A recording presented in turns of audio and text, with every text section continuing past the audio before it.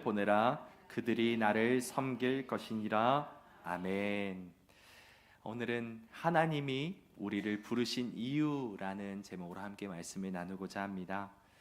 2시간째 방에 틀어박혀서 게임에 몰두하고 있는 한 중학생 아들이 있습니다. 그리고 엄마가 그 중학생 아들을 부릅니다. 아들아, 왜 불렀을까요? 이제 게임 그만하고 공부해라, 이런 뜻이겠죠. 남편이 아침에 일어나서 졸린 눈을 비비고 TV를 켭니다. 그 즉시 아내가 부릅니다. 여보, 왜 불렀을까요? TV 보지 말고 밥 차린 것을 돕든지 아니면 청소기라도 돌리라고 부르는 것입니다. 이처럼 우리가 누군가를 부른다는 것은 이유가 있기 마련이죠. 누군가의 이름을 부르는 것 역시도 마찬가지입니다. 목적이 있고 이유가 있기 마련입니다. 하나님이 우리를 부르시는 것 역시도 마찬가지입니다. 하나님은 광야에서 양을 치고 있던 모세를 부르셨습니다. 왜 부르셨습니까? 애굽의 종되었던 이스라엘을 구원하는데 모세를 쓰시기 위함이었죠. 모세는 하나님의 말씀을 따라 애굽으로 돌아가 바로를 만나 하나님의 말씀을 전했습니다. 이스라엘 백성들을 왜 부르셨는지 그 이유에 대해서 분명히 말씀하시는 장면이 오늘 본문 말씀입니다. 우리 함께 다시 한번 이 말씀을 읽어볼까요? 시작. 여호와께서 모세에게 이르시되 너는 바로에게 가서 그에게 이르기를 여호와의 말씀에 내 백성을 보내라. 그들이 나를 섬길 것이니라. 아멘. 하나님께서 우리를 부르신 목적은, 이스라엘을 부르신 목적은 내 백성을 보내라. 그들이 나를 섬길 것이니라. 바로 이 말씀입니다. 하나님은 이 말씀을 반복적으로 바로에게 말씀을 하셨습니다. 이 지금 출애굽기 8장 1절에 나오는 말씀은 중간에 나오는 말씀인데요, 출애굽기 5장부터 이 말씀을 바로에게 전하라 하십니다. 그래서 모세는 바로를 만나 이 말씀을 그대로 전합니다. 내 백성을 보내라. 그들이 나를 섬길 것이니라. 출애굽기 5장부터 10장까지 7번이나 반복하여 말씀하십니다. 2번도 3번도 아니고 7번이나 반복하실 만큼 이 사실이 너무나도 중요하다는 것을 하나님께서 강조하고 계신 것이죠. 그럼 하나님은 왜 이스라엘을 부르셨을까요? 이 이유를 분명히 아는 것이 우리에게 매우 중요합니다. 왜냐하면 이것은 그 당시 이스라엘 백성들을 위한 말씀이기도 하지만 동시에 오늘날을 살아가는 영적 이스라엘인 우리를 위한 말씀이기도 하기 때문입니다. 오늘 말씀을 통해 우리를 부르신 하나님의 뜻이 무엇인지를 확인하며 하나님께 영광과 존귀를 올려드리는 우리 모두가 되시기를 축복합니다. 이스라엘 부르신 이유 첫 번째 무엇입니까? 하나님의 것이기 때문입니다. 우리 다시 한번 이 본문 말씀 우리 암기한다는 생각으로 함께 이 말씀을 읽어볼까요? 시작. 여호와께서 모세에게 이르시되 너는 바로에게 가서 그에게 이르기를 여호와의 말씀에 내 백성을 보내라. 그들이 나를 섬길 것이니라. 아멘. 하나님은 이스라엘 백성을 뭐라고 부르십니까? 내 백성이라 말씀하십니다. 애굽의 왕 바로의 것이 아니라 바로 누구 것이다? 내 것이다 말하고 계시는 것이죠. 내 백성을 보내라 라는 말씀을 하나님께서 7번이나 하셨지만 바로는 한 번도 그 말씀을 듣지 않고 순종하지 않았습니다. 오히려 여호와가 누구냐? 나는 그를 알지 못하니 그의 말을 따를 수가 없다라고 부인하고 완강히 거부하죠. 오히려 이 말씀을 들었을 때 바로는 이스라엘 백성들에게 더 강도 높은 노역을 시키기도 했습니다. 그는 이스라엘 백성들의 의지를 꺾어버리고 그들이 노예처럼 살아가기를 바랬습니다. 하나님께서 10가지의 재앙을 내리실 때 역시도 마찬가지입니다. 바로는 끝까지 고집을 부리고 풀어줄게, 알아서 풀어줄게, 풀어주면 되잖아 하면서도 또 재앙이 그치면 내가 언제 그랬냐? 이런 식으로 시치미를 뗐습니다. 그는 수단과 방법을 가리지 않았고 이스라엘 백성들 자신의 손아귀에 두려고 애를 썼습니다. 여러분, 성경에서 애굽은 무엇을 상징합니까? 세상을 상징합니다. 그리고 바로는 그 세상을 지배하는 사탄을 나타내죠. 공중의 권세 잡은 사탄은 마찬가지로 우리를 계속해서 자신의 손아귀에 두려고 갖은 방법을 다 사용합니다. 세상의 것에 중독되게 하고 진리를 알지 못하게 거짓말을 늘어놓습니다. 또한 서로를 분열시키고 싸우게 합니다. 부정적인 생각으로 우리의 의지를 꺾어놓으려 합니다. 이처럼 사탄은 우리가 하나님의 자녀라는 사실을 의심하게 만듭니다. 하지만 아무리 그가 우리를 끈질기게 붙들고 속이려 해도 우리는 결코 사탄의 것이 될 수가 없습니다. 왜냐하면 우리는 누구의 것이기 때문입니까? 하나님의 것이기 때문입니다. 우리는 하나님의 소유입니다. 사탄이 뭐라고 해도, 사탄이 어떻게든 나를 속이려고 넘어뜨리려 해도 이 사실은 결코 변할 수 없는 진리라는 것이죠. 시편 135편 4절은 이렇게 말씀합니다. 우리 함께 읽어볼까요? 시작. 여호와께서 자기를 위하여 야곱 곧 이스라엘을 자기의 특별한 소유로 택하셨음이로다. 아멘.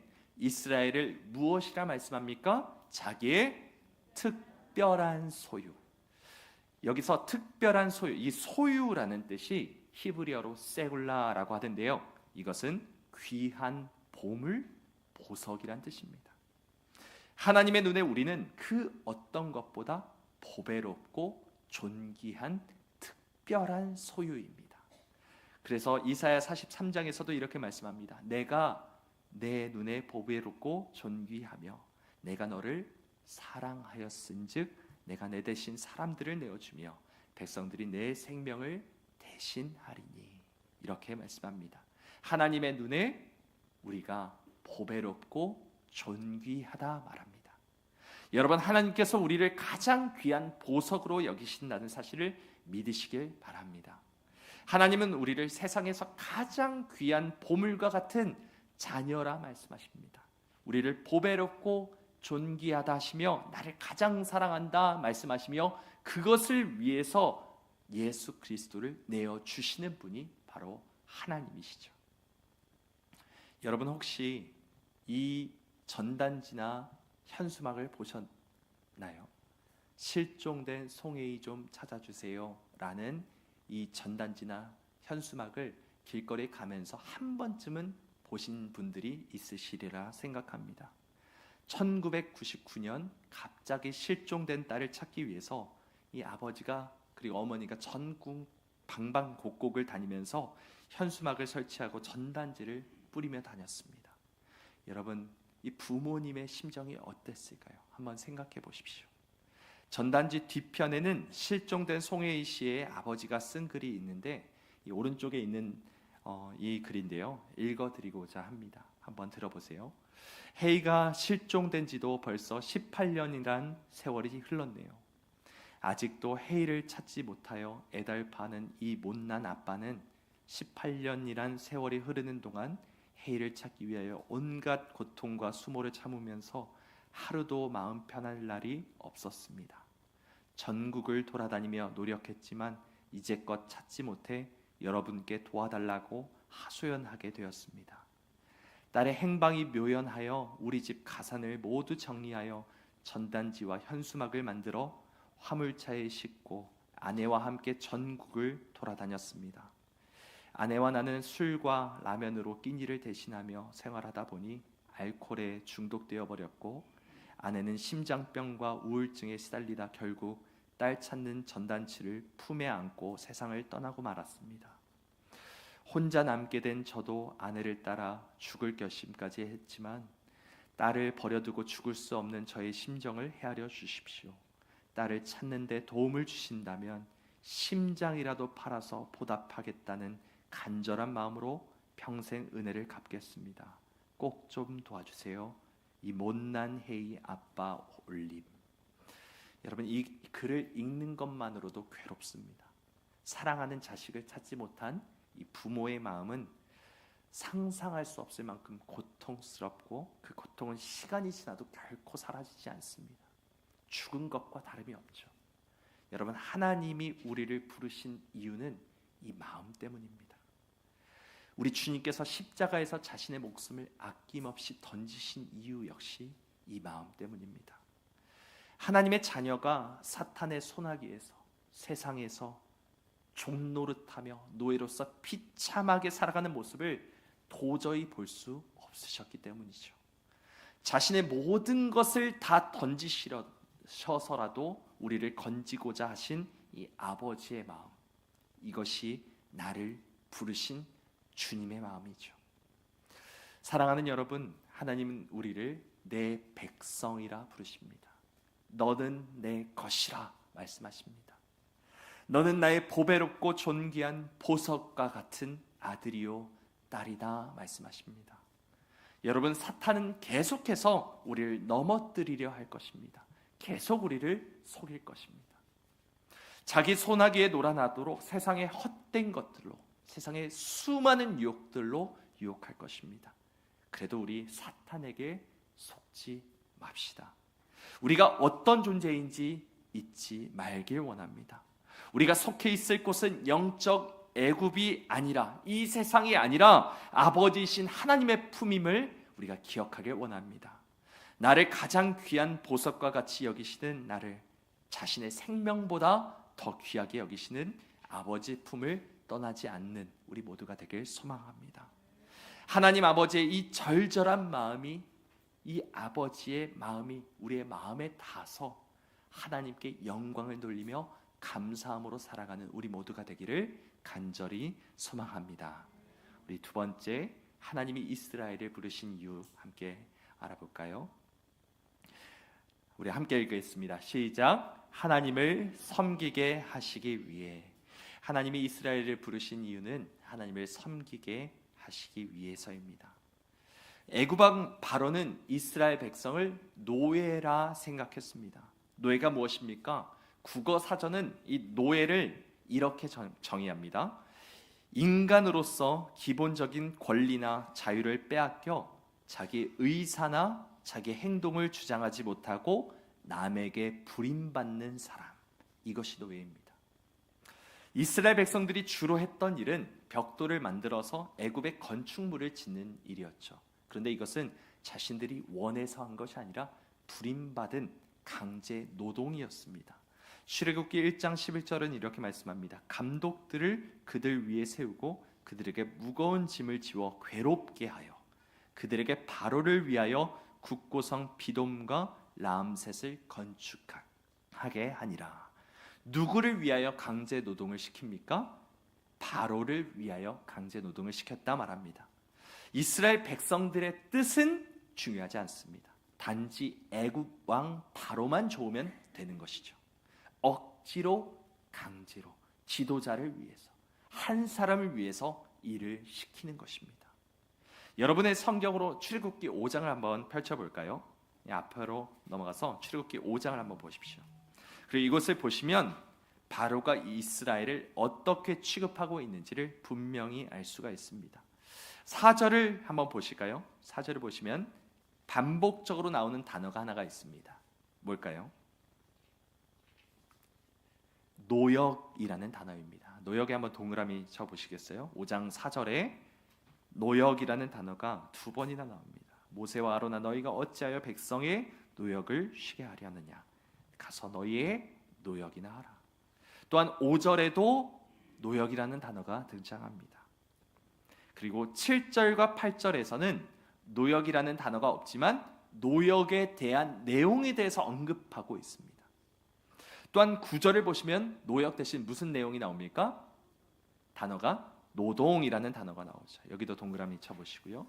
그리고 17절과 18절을 보시면 이렇게 말씀합니다. 너희가 게으르다, 게으르다 이렇게 말합니다. 또한 18절을 보면 이제 가서 뭐하라? 일하라 이렇게 말합니다. 이것이 바로 이스라엘 백성을 이 바로가 보는 시선이라는 것이죠. 이스라엘은 그저 애굽의 노예일 뿐입니다. 자신의 왕국을 건설하기 위한 소모품에 불과했습니다. 인격적인 대우가 있었을까요? 그런 건 없었죠. 만약 노예가 일할 수 없을 정도로 병에 걸리거나 늙거나 약해지면 어떻게 됐을까요? 버림받아 죽었습니다. 폐기 처분되는 것이죠. 쓸모가 없어졌기 때문에 버린다는 것입니다.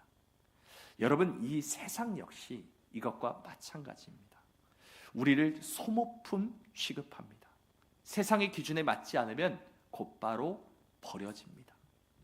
우리가 누구인지 어떤 존재인지 관심 갖지 않습니다. 그저 기계처럼 효율적으로 잘 돌아가면 됩니다. 사탄이 지배하는 이 세상은 우리를 얼마나 효율이 좋은지, 얼마나 능력이 있는지로 그 가치를 평가합니다. 다시 말해서 일을 얼마나 잘하는지, 얼마나 유능한지, 얼마나 가치 있는 기능을 많이 가지고 있는지를 보고 사람을 평가하죠. 특히 대한민국은 이런 풍조가 너무나도 심합니다. 여러분, 한국이 10년 이상 OECD 1위를 차지하고 있는 통계가 있다라고 말하는데 이것이 무엇입니까? 노인 자살률입니다. 이처럼 대한민국은 OECD 국가 중에 10년 이상 노인 자살률 1위를 기록했습니다. OECD 평균보다 3배 이상 높습니다. 노년이 되면 될수록 자기 자신이 가치 없다고 느끼는 풍조가 만연합니다. 노년이 되고 은퇴를 하고 일을 제대로 하지 못하는 나이가 되면 나는 쓸모가 없어, 나는 살아있을 이유가 없어 라는 생각을 갖게 만든다는 것이죠. 이 세상이 그렇게 만든다는 것입니다. 참 슬프고 암울한 현실입니다. 근데 여러분, 우리는 속아서는 안 됩니다. 우리는 사탄의 노예가 아닙니다. 우리는 세상의 소모품이 아닙니다. 나이와 상관이 없습니다. 여러분, 성경은 뭐라고 말합니까? 나이가 많은 것을 부정적으로 말하지 않습니다. 오히려 긍정적으로 말합니다. 우리 욥기 12장 12절을 한번 읽어볼까요? 시작. 늙은 자에게는 지혜가 있고 장수하는 자에게는 명철이 있느니라. 잠언 16장도 읽어보겠습니다. 백발은 영화의 면류관이라 공의로운 길에서 얻으리라. 아멘. 여러분, 성경은 사람이 장수하는 것, 나이가 많은 것은 오히려 성경에서 미덕이라고 말합니다. 좋은 것이라고 말합니다. 나이가 많은 사람은 지혜와 명철의 상징이라고 말합니다. 삶의 연륜과 경험에서 나오는 조언들은 젊은 사람들이 꼭 귀담아 들어야 하는 지혜로운 말들로 가득하죠. 나이가 많은 사람은 그 나이에 맞는 사명과 가치가 있다라고 말하는 것이 성경의 가르침이고 하나님의 말씀입니다. 그런데 이 시대의 아주 악한 풍조는 나이가 많은 사람들을 멸시하고 하찮게 여기도록 부추기고 있습니다. 무슨 말만 하면 소위 꼰대라고 그렇게 말을 하죠. 어른들의 조언을 꼰대들의 불필요한 간섭이라고 생각하며 아예 듣지 않으려고 합니다. 아주 악하고 폐역한 문화가 아닐 수 없죠. 하지만 여러분, 이런 세상의 폐역한 문화와 풍조의 영향을 받지 마시길 바랍니다. 세상이 바라보는 시선과 똑같이 여러분 자신을 바라보지 않기를 소망합니다. 여러분, 하나님의 시선이 중요합니다. 하나님이 나를 어떻게 바라보고 계시고 나를 무엇 때문에 부르셨는지 이것을 우리가 아는 것이 너무나도 중요한 것이죠. 그럼 하나님은 우리를 어떻게 바라보십니까? 다시 한번 우리 1절을 읽어보겠습니다. 시작. 여호와께서 모세에게 이르시되 너는 바로에게 가서 그에게 이르기를 여호와의 말씀에 내 백성을 보내라 그들이 나를 섬길 것이니라. 아멘. 하나님은 이스라엘 백성이 나를 섬길 것이다 라고 말씀합니다. 우리는 하나님을 섬기기 위해 부름받은 존재입니다. 여러분, 섬긴다는 것이 무엇입니까? 종이 주인을 섬길 때 쓰는 말이 바로 섬긴다는 것입니다. 이 섬기다라는 히브리어 단어는 아바드입니다. 그런데 여기서 에베드라는 말이 나왔는데 이 에베드가 뭡니까? 종, 노예입니다. 여러분, 여기서 의문이 들지 않으세요? 뭔가 이상하죠. 하나님 역시도 이스라엘 백성들을 종이나 노예로 보신다면 하나님이나 애굽왕 바로나 뭐가 다르지? 라는 생각이 들 수 있을 것입니다. 그런데 하나님이 생각하시는 종은 바로가 생각하는 종과 전혀 다른 것입니다. 먼저 우리가 알아야 할 것은 이스라엘의 노예 제도는 애굽의 노예 제도와 완전히 다르다는 거예요. 애굽의 노예는 어떻습니까? 한 번 노예는 영원한 노예입니다. 이뿐만이 아닙니다. 노예는 대물림되는 신분입니다. 아버지가 노예 출신이면 그 자녀 역시도 노예입니다. 이 신분에는 영원토록 변함이 없죠. 하지만 하나님께서 제정하신 이스라엘의 노예 제도는 이것과 전혀 다릅니다. 종은 주인을 섬깁니다. 섬기되 6년 동안 섬기고 안식년이 되는 7년째 해에는 자유인으로서 해방이 됩니다. 그 당시 노예 제도 가운데 이런 제도는 없었습니다. 해방될 때 몸값을 지불하는 것조차 없습니다. 그냥 나갈 수 있었습니다. 그냥 자유인이 되는 것이죠. 그 당시에 이런 제도가 없습니다. 이것은 전무후무한 제도였어요. 가히 혁명적인 제도라 말할 수 있습니다. 하지만 이 제도는 단순히 이스라엘의 사회 시스템을 위한 제도만이 아니었습니다. 이 제도 안에는 너무나도 놀랍고도 신비한 영적인 진리가 숨겨져 있습니다. 여러분, 신명기 15장 말씀을 함께 읽어볼까요? 우리 함께 이 말씀을 읽어보도록 하겠습니다. 시작. 종이 만일 너와 내 집을 사랑함으로 너와 동거하기를 좋게 여겨 내게 향하여 내가 주인을 떠나지 아니하겠노라 하거든 송곳을 가져다가 그의 귀에 문을 대고 뚫으라. 그리하면 그가 영구히 내 종이 되리라. 내 여종에게도 그같이 할지니라. 아멘. 여러분, 이 제도는 종이 스스로 자유인이 되기를, 해방되기를 거부하고 영원히 그 주인의 종이 되고자 할 때 어떻게 할지에 대한 규정입니다. 종이 영원토록 그 주인의 종이 되기 위해 필요한 조건이 두 가지가 있는데 무엇입니까? 첫 번째, 주인을 뭐 하는 거예요? 사랑하는 것입니다. 주인을 사랑해야 해요. 두 번째는 무엇입니까? 고백하는 것입니다. 내가 주인을 떠나지 않겠습니다라는 종의 자발적인 고백과 시인이 있어야 하는 것이죠. 필요한 두 가지가 뭐라고요? 주인을 사랑하는 마음과 떠나지 않겠다는 종의 고백입니다. 하나님이 말씀하시는 종은 강제적으로 노예가 돼서 억지로 그 주인을 섬기는 존재가 아닙니다. 내가 나의 의지로 자발적으로 주인을 사랑하기 때문에 종으로 섬기겠다라고 선언하며 종과 주인 사이에 쌍방간의 언약을 해야만 영원히 주인을 섬길 수 있었습니다. 여러분, 우리가 바로 이런 하나님의 종입니다. 우리는 억지로 하나님을 섬기는 자들이 아닙니다. 하나님은 그것을 원하지 않으십니다. 하나님을 위해 일하라고, 봉사하라고, 충성을 다하라고 강압적으로 힘을 행사하고 억지로 밀어넣는 분이 아니라는 것입니다. 하나님은 우리가 자발적으로 하나님을 섬기길 원하십니다. 하나님을 사랑해서 종으로서 하나님 앞에 엎드리길 원하십니다. 주님의 그 아름다운 성품과 주님의 그 사랑과 그 헌신과 희생에 감격하고 감사함으로써 내가 영원토록 주님을 섬기겠습니다 라는 마음을 갖고 그런 마음으로 섬기길 원하시는 것이죠.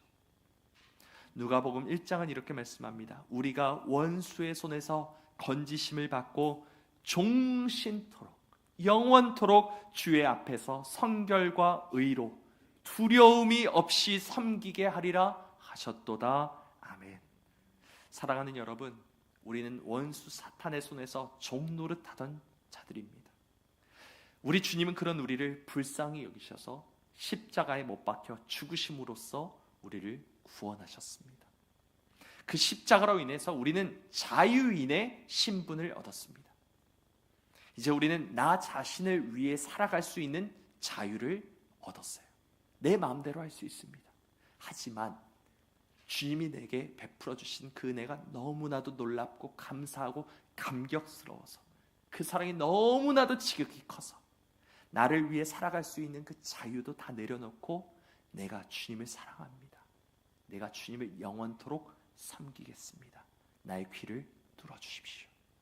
하나님께 온전히 나의 자신을 맡겨드리고 복종하는 것이, 이것이 바로 하나님을 섬기는 그 섬김의 본질이라는 것입니다.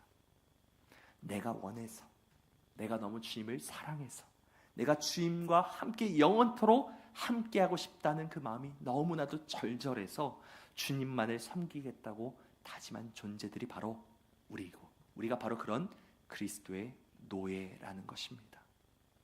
사랑하는 여러분, 우리가 이런 마음으로 주님을 섬기길 원합니다. 나를 소모품으로 취급하지 않으시는 주님, 사탄의 노예였던 나, 죄와 허물로 죽었던 나를 불쌍히 여기셨던 주님, 그런 나를 위해 십자가에 달려 죽으심으로 나를 구원하셨던 주님, 쓸모없고 하찮은 나를 천하보다 귀하다 여기시며 보배롭고 존귀한 주의 자녀로 삼으신 주님, 그런 주님을 위해 이제 나 자신을 위해 살아갈 수 있는 그 자유를 내려놓고 오직 주님을 위해 나의 생명을 다 바치는 그런 인생을 살아가길 소망합니다. 영원토록 그리스도의 종으로서 주님과 함께 주님의 전에 거하며 주님의 아름다우심을 바라보며 주님만 사랑하고 주님만 섬기겠습니다 고백하며, 그렇게 우리의 일평생을 오직 주님께 헌신해